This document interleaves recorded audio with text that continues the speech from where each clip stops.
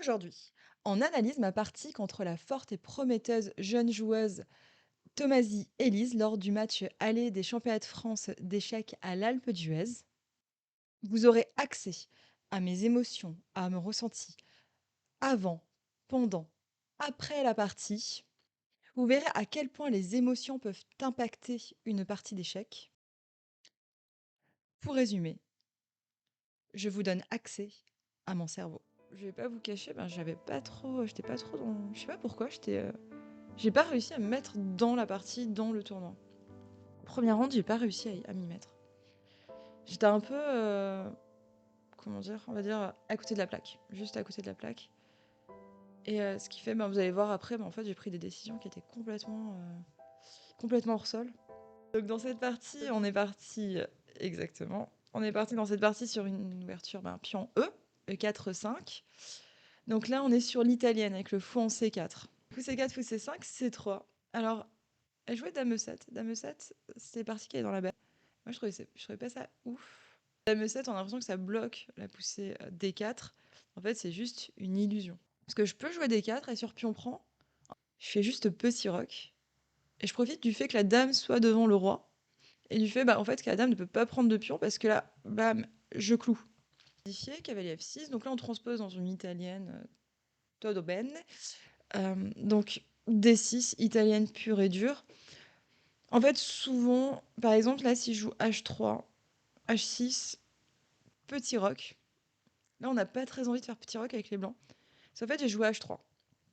H3, ça crée une sorte de levier. Et en fait, un système qui est très très bon pour les noirs, c'est de jouer avec G5. Peut-être alors de suite ou pas de suite, j'en sais rien. Ouais, j'ai avec G5.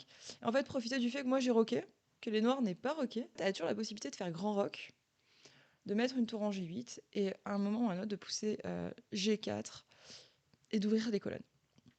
Donc c'est pour ça qu'avec les blancs, j'ai pas joué H3. Donc cavalier BD2, je voulais voir comment elle allait sortir ses pièces. Donc A6 normal, A4, on empêche les noirs de prendre de l'espace. Donc fou D7, je trouvais ça bizarre dans cette pose. Et là, je me suis dit, en fait, elle connaît pas très bien ce genre de position. Elle est pas très à l'aise. Après, c'est la première partie, on était toutes les deux un peu stressées. En fait, si elle a prévu de faire petit roc comme elle a fait juste après, autant le faire de suite, plutôt que de jouer fou D7. Elle se laisse la possibilité de mettre son fou en G4 ou de le mettre en E6, ou peut-être juste de le laisser en C8, parce que parfois, le fou, il est juste mieux en C8. Donc là, je fais petit roc. J'ai pas peur, en fait, qu'elle aille sur H6, G5, parce que, en fait, j'ai pas joué H3, comme je l'ai dit, j'ai pas ce petit point de rupture. H6, elle va empêcher des coups comme fou G5, elle veut se laisser aussi l'option de pouvoir jouer G5. Tour E1, pas de souci.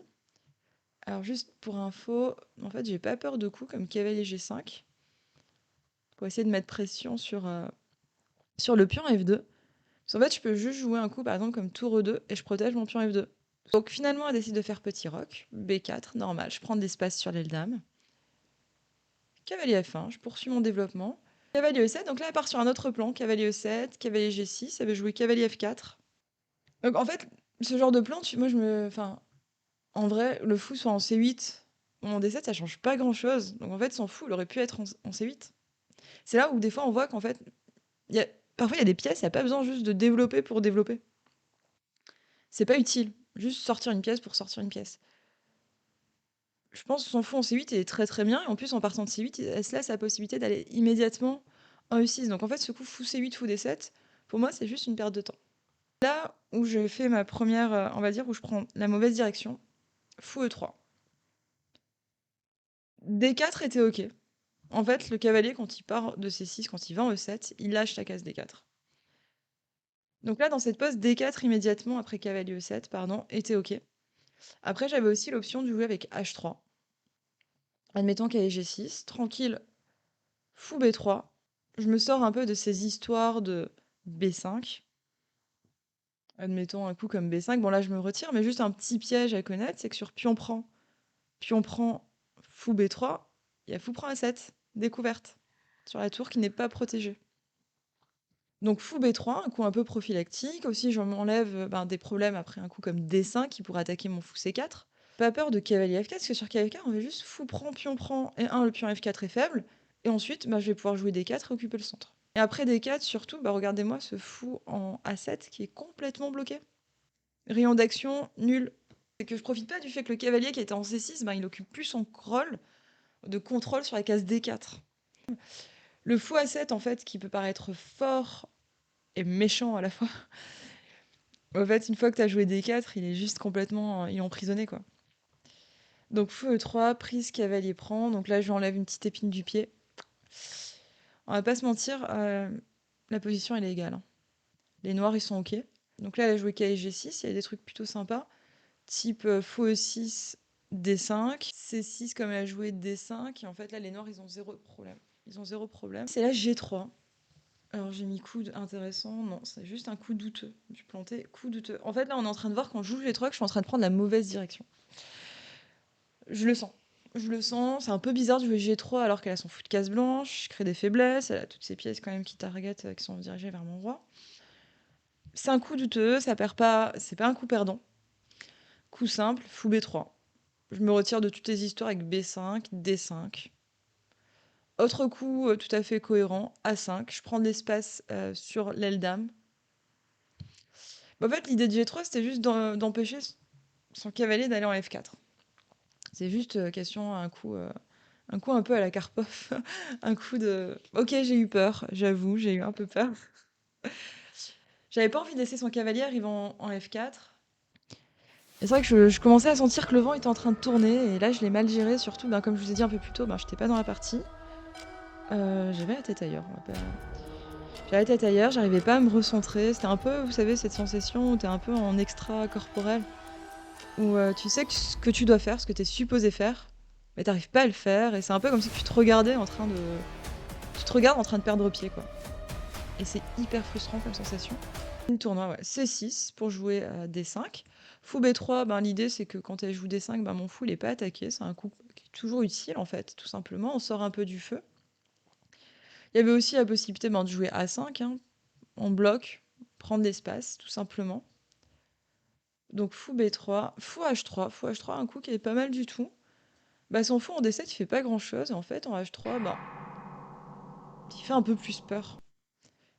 Il profite du fait ben, que j'ai joué le coup G3, que j'ai affaibli mes cases blanches autour de mon roi. Que mon fou B3, bah, en fait, il a plus la possibilité de revenir immédiatement en F1 pour un peu contrecarrer le fou H3. Et donc là, j'aurais pu juste jouer A5, par exemple, D5, K et D2. Ben, je protège mon pion. Là, je commence... La position, en soi, objectivement, si on met l'ordinateur, il va dire que c'est à peu près égal.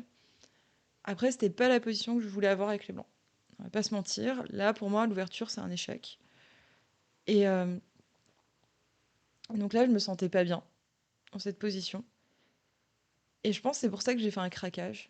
Et en fait, là, j'ai complètement gamble le match. Euh, Complètement. Jouer D4. De 1, j'ai pas vu son coup cavalier G5. Donc en fait, mon calcul était complètement pourri. Et de 2, et pas même D5 que je pensais avoir à peu près OK. Peut-être, je voulais complexifier la position. Même après D4, prise, Dame C2, D5. Je pensais que c'était OK pour les noirs, mais voilà, ça allait être un peu compliqué parce que j'avais prévu de jouer pion prend, tour D1, jouer C4. Voilà, essayer de mettre un peu le feu sur l'échiquier. Mais en fait, même ça, en fait, juste, ça ne marche pas. Parce qu'il y a juste qui prend E5. En fait, je me juste strictement rien du tout. Je perds juste un pion, gratuit, peu cher. Donc D4, coup juste catastrophique, coup pourri. En fait, je pense que je pense que c'est important, hein, vraiment. J'ai réalisé l'importance de, en fait, de la préparation. Enfin, c'est bête de dire ça, mais de la préparation, juste faire un tournoi avant. Comme ça, toutes les erreurs, on les fait avant. Les ajustements, on les fait avant. Et comme ça, après, on refait pas les mêmes erreurs une fois qu'on revient sur, qu'on est sur l'échiquier, quoi. Ou sinon, on essaie de pas les faire. Parce que ouais, c'est pas facile de faire et refaire, mais voilà. Et juste là, en fait, c'était hyper simple pour elle. Cavalier G5, et ah punaise, le coup, je l'avais pas vu. Cavalier G5.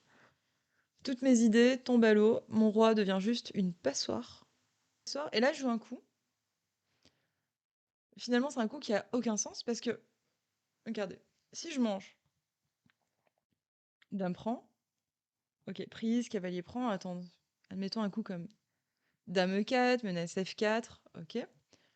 Je suis pas bien, j'ai un pion de moins, c'est sûr, je suis même enfin, je suis perdante, hein, j'ai un pion de moins. Dans la partie, je joue cavalier D2. Cavalier D2, dame F6 pour jouer cavalier E4. Donc pour proposer à nouveau l'échange des cavaliers. Donc en fait, je vais dans cette position qui est moins bonne pour moi, alors que j'aurais pu avoir celle-ci, qui est toujours catastrophique, mais qui est un peu moins dégueulasse. Je peux échanger le cavalier en un coup? Non. J'aurais pu le prendre en un coup? Non, je vais en jouer trois, quoi. Continuer, hein. Vraiment, là, en fait, là, je réalise qu'avec G5, bah, que ma partie, bah, en fait, que je suis en train de... Que potentiellement, bah, je vais peut-être perdre ma partie. Je commençais à sentir le vent tourner. Alors, c'est assez marrant parce que je commence à sentir le vent tourner, mais en fait, ok, ça tourne, mais en fait, sur l'ordinateur, bah, c'est 0-0, donc en fait, en soi, la position, elle est égale. Donc en fait, c'est juste que je me sens pas à l'aise dans cette position. Et après D4, en fait, je donne toute la position. Et là, je me dis, oups, ça sent pas bon. Donc là, je vais vous montrer ben, la souffrance, hein. Donc là, elle avait un coup ben, E4, très bon, hein, tout simplement. Cavalier H4, cavalier F3, F5, F4, enfin, il y a tout qui... Il y a tout qui tombe, hein. Ça, tranquillement, mais sûrement. On se dirige vers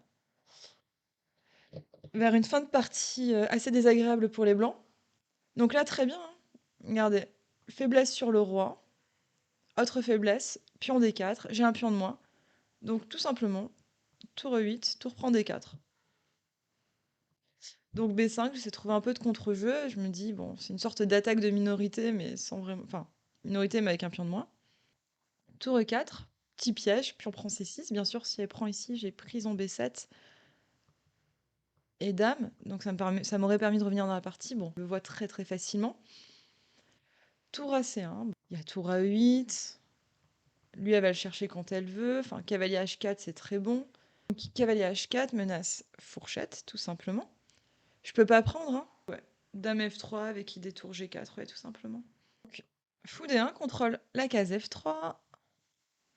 Donc là, c'est juste souffrance, souffrance, souffrance. J'attends juste qu'elle fasse une erreur, si elle en fait une. Parce que là, j'ai juste un pion en moins, un roi faible, des pions faibles. Donc en fait, j'ai juste absolument rien pour moi dans cette position. Changer dame, dame F6, c'est très très bien. On continue à faire pression sur le pion D4.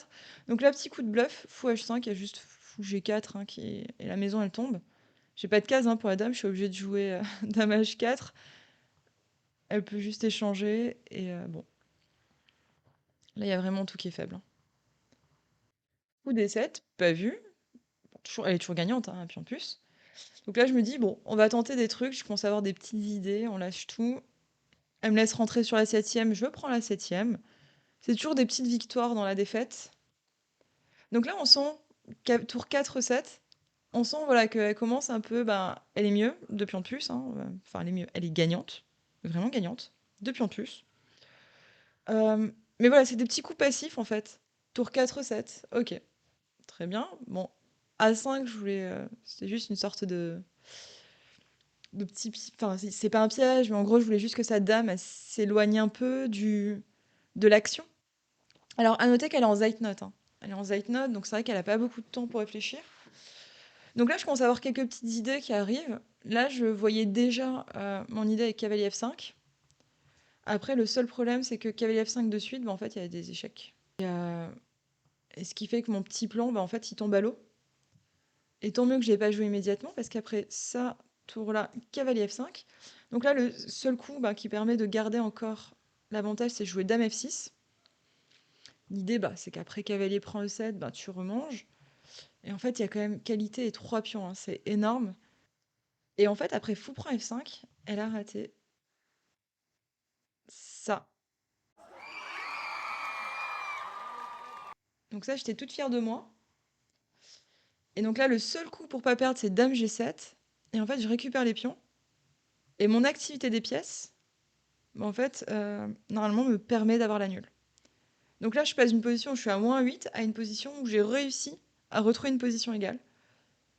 Et en fait, j'ai complètement... Bah, comme je suis pas en forme, donc là, je mange les pions, hein, bien sûr. Tour D7, ben, elle a raison, elle se met derrière le pion, elle va le pousser. Dame C6, F5, et là, j'ai raté une idée. Donc même mon coup, tour B2, ben, en fait, il est pas ouf, pourrait me permettre de faire nul. Mais là, j'ai raté une superbe idée. En gros, la dame, elle a pas de case. Dame E6. Et en fait, là, j'aurais pu faire nul, quoi. Donc j'ai attendu ça pendant toute la partie, qu'elle me laisse une chance de faire nul. Et quand je l'ai, ben, je suis même pas capable de la prendre alors que j'ai, je sais pas, 30 minutes à la pendule. Ouais, l'idée, ouais, sur D3, tour G8. Exact. Donc sur dame prend, échec et je récupère le pion. Ouais, donc je choisis la voie passive. Et donc là, en fait, dans cette pose, je peux jouer par exemple dame B5. L'idée, en fait, c'est qu'elle peut pas bouger sa dame parce que je mange le pion. Elle peut pas bouger sa tour parce que je mange le pion. En fait, la question, c'est comment tu progresses. Et donc là, j'ai fait un peu... Là, c'est à peu près égal. Et en fait, c'est là, j'ai pas vu la seule menace qu'elle avait, qui était F4. Et dans cette position-là, est-ce que je peux jouer dame F4? Comment vous évaluez la position après l'échange des dames? Dame F4, dame prend, pion prend. Ouais, à vue de nez, ouais, on se dit que c'en est moins bien. C'est une finale qui est nulle. La finale est nulle, parce que les Noirs ne vont pas pouvoir progresser. Moi, je vais jouer roi G3, roi F3, roi E3, et je vais manger le pion. Et en fait, pour pouvoir progresser, il faut que les Noirs ils puissent protéger le pion D3 pour pouvoir bouger la tour. En fait, mon roi, il est plus rapide. Donc en fait, dame F4, échange des dames, c'est nul. Et en fait, ça, j'ai pas su l'évaluer comme il fallait. Donc dame F4 était suffisant. Moi, j'ai joué dame C6. Je me suis dit, oh là là, on revient un peu sur les mêmes positions. Mais en fait, sur dame C6, il y a juste F4 qui est très fort. F4, les noirs sont un peu mieux. Sont mieux, carrément. Moi, je jouais dame F3 assez rapidement. Et en fait, après pion prend, les noirs sont complètement gagnants. Et après, elle m'a absolument pas raté. Bon, enfin, elle a raté un mat en deux. Donc, je me suis dit, il y a encore un peu d'espoir. 6 mat en deux. Mais de toute façon, là, j'étais pas. De toute façon, bon, il y a... la suite, elle est pas notée, mais c'est. Après, je me suis faite. Elle a mangé les pions. Son roi est safe. Et voilà, donc ça, c'est la première partie. Partie où je me suis sentie complètement débordée. Où j'ai pris les mauvaises décisions. En gros, j'ai perdu un peu ma partie toute seule. Enfin, je dis comme ça. Elle a bien joué, c'est sûr. Les défaites, c'est aux échecs, ça prend les tripes, vraiment. Et il faut analyser, il faut en tirer quelque chose, parce qu'en fait, sinon, c'est juste de la souffrance, mais pour rien. C'est vrai, hein, c'est juste de la souffrance pour rien. Donc il faut travailler, il faut progresser. Faut en tirer quelque chose, parce que sinon, ben, c'est juste, sinon en fait, c'est juste de la torture les échecs, hein. Si on n'apprend pas de ses erreurs, c'est vraiment juste de la torture. Intéressant, mais après, il faut vivre les émotions qu'il y a derrière. C'est pas juste j'ai perdu, c'est chouette, je vais pouvoir progresser. C'est j'ai perdu, je remets ma vie en question. Non mais enfin, c'est vraiment ça prend les tripes, hein, les échecs. C'est un investissement, et c'est ça qui est dur, hein, c'est que il y a toutes les émotions derrière qu'il faut gérer, et après, avec ces émotions, il faut savoir tirer quelque chose de bénéfique de cette flopée d'émotions négatives que tu as pu ressentir. Voilà. Donc c'est bon courage. Donc ouais, c'est chaud, quoi. C'est quand même difficile, et c'est pour ça, ben, les forts joueurs, chapeau. En fait, cette sensation, entre guillemets, «d'échec» dans les échecs, tout le monde peut la ressentir à n'importe quel niveau. Si la vidéo t'a plu, n'hésite pas à commenter et à t'abonner.